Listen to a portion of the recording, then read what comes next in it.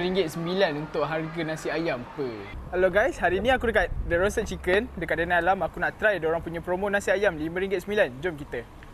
Bang, saya dengar ada promo yang RM5.9, betul ke? Ya, betul. Sekarang ni kita tengah buat promo dengan harga RM5.90 je. RM5.9 untuk harga nasi ayam per. Korang rasa macam mana?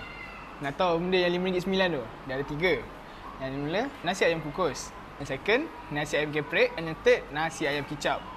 Satu-satu ni RM5.9 je tu. Dengan air. Murah kan? Mari kita mulakan operasi kita hari ni. First aku nak try nasi ayam geprek. Okey. Berdasarkan pandangan aku, memang tempting gila dia punya ayam. Tuang. Okey. Oh, nampak lembutnya ayam dia. Okey. Kita try dulu ayam dia. Bismillahirrahmanirrahim.